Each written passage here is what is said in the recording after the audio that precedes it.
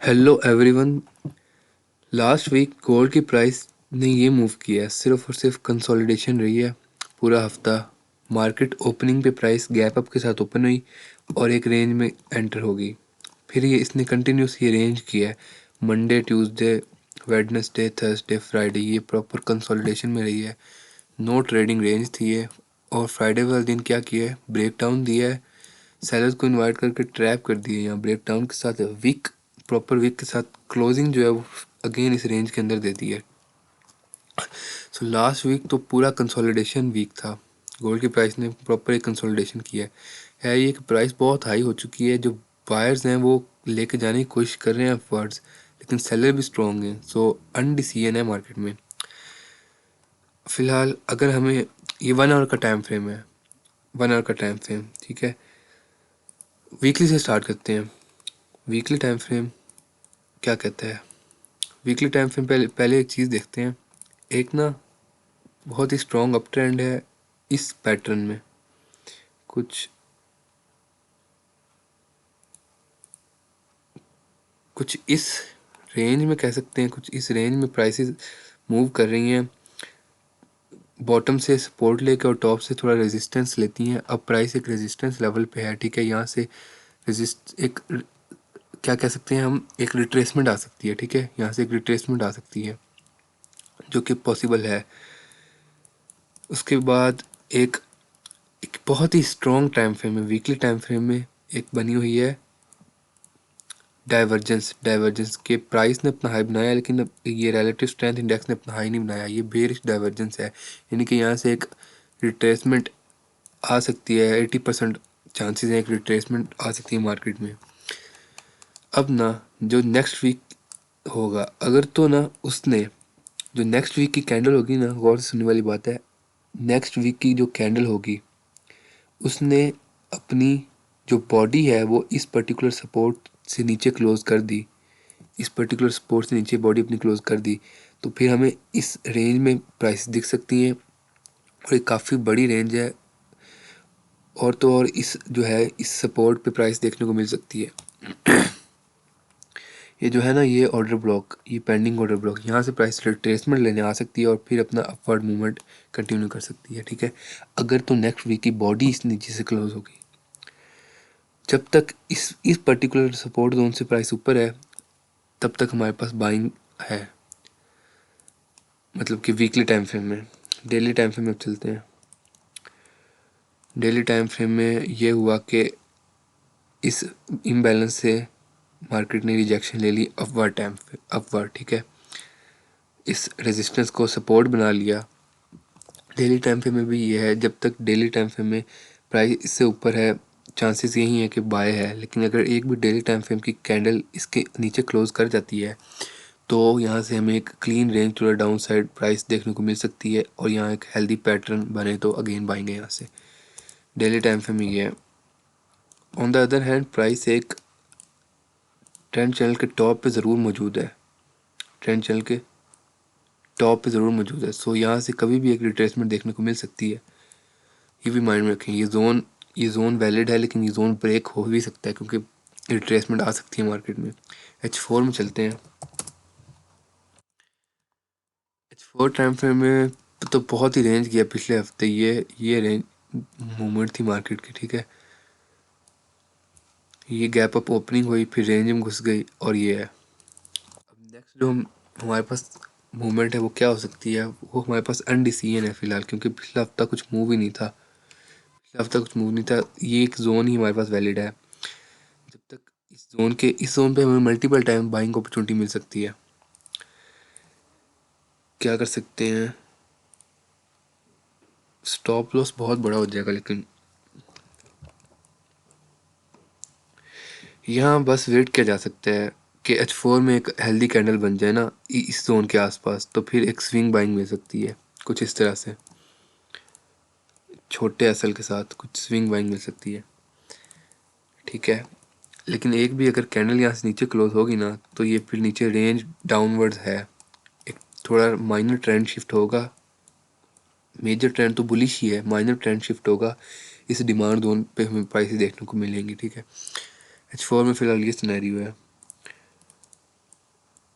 और तो ये जो गैप है ना मार्केट में, 90% ये होता है कि मार्केट ने ना जो गैप क्रिएट करती है उस गैप को फिल करने ज़रूर आती है। मंडे में मार्केट ओपनिंग के साथ एक गैप फिल हुआ था, तो अब इस गैप पे प्राइसेस कैसे रिएक्ट करती हैं देखते हैं।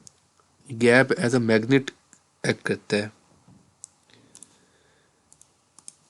प्राइसेस आती हैं गैप को फिल करने, ठीक है। अब H1 टाइम फ्रेम में शिफ्ट होते हैं। H1 टाइम फ्रेम में एक रिवर्सल पैटर्न बनना बन रहा है कह सकते हैं, मैं दिखाता हूँ।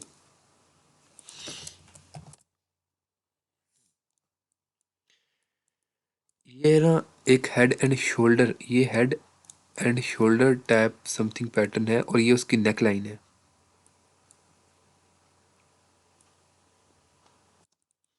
और ये उसकी नेक लाइन है। अगर हमें इस नेक लाइन से नीचे, अगर हमें इस नेक लाइन से नीचे एक बॉडी कैंडल क्लोजर मिल जाती है ना 1 आवर की, ये देखें प्राइसेस ने कंसोलिडेट किया। अच्छा एक और मेन बात, यहाँ प्राइसेस कंसोलिडेट कर रही थी, ठीक है। लिक्विडिटी जनरेट हुई इन लोज के नीचे, ये लिक्विडिटी जनरेट हुई, प्राइस ने ना लिक्विडिटी हंट कर ली है। ये प्रॉपर मैनिपुलेटिव कैंडल की लिक्विडिटी तो है स्वीप आउट हो चुकी है। अब प्राइस का नीचे आने का तुक नहीं बनता, क्योंकि जो इस एडिशनल लोज की लिक्विडिटी थी वो इसने स्वीप कर ली है। लेकिन फिर भी अगर प्राइस नीचे आती है ना, H1 की कैंडल क्लोज करती है यहाँ कहीं, H1 की कैंडल अगर यहाँ कहीं क्लोज करे तो फिर 90% चांस है कि इसके रिटेस्ट पे हमें ये गैप फिल होता हुआ नजर आए, ठीक है, यहाँ कहीं, ठीक है। क्योंकि अब जो है लिक्विडिटी तो इसने स्वीप कर ली है, अगर अब ये नीचे आए तो इसने एडिशनल यहाँ से डिमांड पकड़नी है इस फर्दर, ठीक है। तो ये है सीन। नेक लाइन के नीचे अगर कैंडल क्लोजर मिल जाता है तो प्राइसेस एक रिटेस्ट पे सेल अपॉर्चुनिटी मिल सकती है हमें। ओनर में ये है 15 मिनट में एक और एक रिस्की सेटअप है।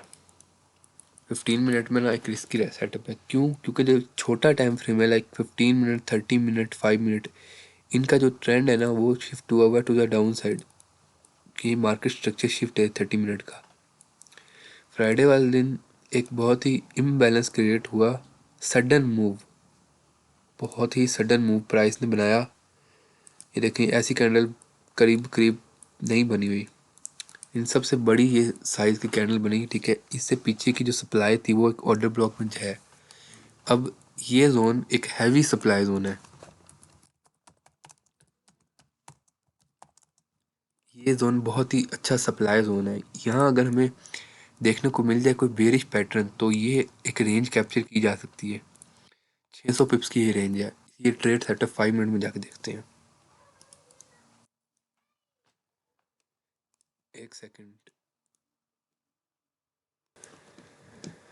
सो ये एक सडन मूव था, ये सडन मूव था। प्राइस अब स्लो स्लो करती यहाँ जा रही है। अगर हमें यहाँ एक change of character shorter time frame में मिले या एक बेरिश पैटर्न मिले तो यहाँ से एक सेल साइड की ट्रेड सेटअप ली जा सकती है।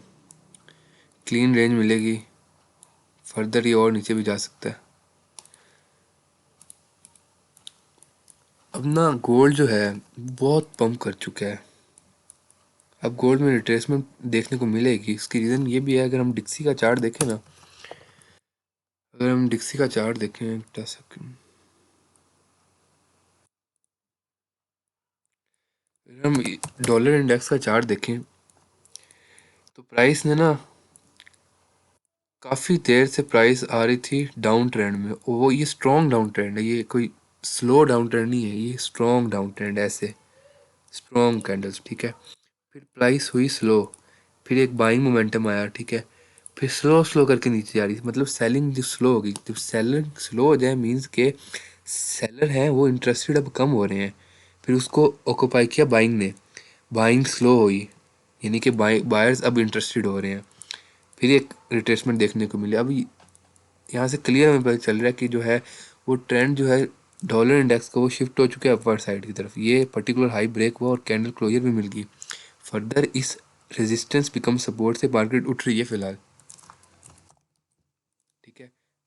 एटलीस्ट इस हाई तक इजीली मार्केट में डॉलर जा सकता है, इजीली यहाँ इस हाई तक देखने को मिलेगा। यहाँ से सपोर्ट ले तो लिया है, इस इस हाई को जब ब्रेक किया ना तो मार्केट का स्ट्रक्चर अगेन शिफ्ट हो गया, और इस सपोर्ट से इस जो है जोन से सपोर्ट भी ले लिया, अब यहाँ तक देखने को मिलेगी, विच मीन्स कि डॉलर जो है वो तेज़ होगा। उसका मतलब गोल्ड में रिट्रेसमेंट देखने को मिलेगी। क्लियर कट यहाँ से डॉलर एक बुलिश पैटर्न बनाता हुआ दिख रहा है। इस हाई को ब्रेक कर दिया डॉलर ने, तो फिर नेक्स्ट ये वाला हाई है डॉलर के पास, ठीक है। नेक्स्ट ये हाई है, ये भी अटेन कर लेगा, ये दो हाई तो अटेन कर लेगा ना। हाँ, तो फिर उस हिसाब से गोल्ड में जो है वो रिट्रेसमेंट देखने को मिल सकती है। ये जो बिहेवियर है ये पहली दफ़ा देखने को मिला है इतनी बाइंग। खैर $5,000 तक तो देखने को मिलेगा गोल्ड, $5,000, ये बात तो तय है सून। अब कितना 4600 तक अभी चल रहा है, लेट्स सी कब तक देखने को मिले। नेक्स्ट जो वीक है उसकी कैंडल बड़ी इंपॉर्टेंट है। अगर वो उस पर्टिकुलर जोन के नीचे क्लोज कर जाती है ना, जो अभी हमने यहाँ दिखाया था, रुको, इस वाले जोन के नीचे क्लोज कर जाती है, तो हमारे पास एक वो रिलेटिव स्ट्रेंथ इंडेक्स का है ना वो टूल, उसकी डाइवर्जेंस भी है और वो बहुत इंपॉर्टेंट होती है। वो रिवर्सल पैटर्न में टॉप 3 पे होगी कि अगर बेरिश डाइवर्जेंस दिखे, और जो है टाइम फ्रेम वो भी बहुत स्ट्रॉन्ग है वीकली, ठीक है। तो इस तरह की डाइवर्जेंस देखने को मिल रही है। इसके नीचे क्लोज करता है तो हमें सुकून से यहाँ तक रिट्रेसमेंट देखने को मिल सकती है। फिर यहाँ से अब वो जो है स्ट्रेंथ पे मैटर करेगा, बाइंग प्रेशर पे। ये जोन होल्ड होता है कि नहीं, ये जोन होल्ड हो जाएगा जहाँ तक लगता है, एटलीस्ट यहाँ तक जो है वो आनी चाहिए। फिर यहाँ से अगेन एक मूव कंटिन्यू टू द $5,000 हो सकता है। सो फंडामेंटल साइड पे देख लेते हैं। फंडामेंटल साइड पे मंडे को डॉलर की नहीं न्यूज़ है, ट्यूसडे को भी नहीं है, वेडनेसडे को एक स्पीच है, किसके मुतल्लिक है, duties fair world economic formula, ठीक है।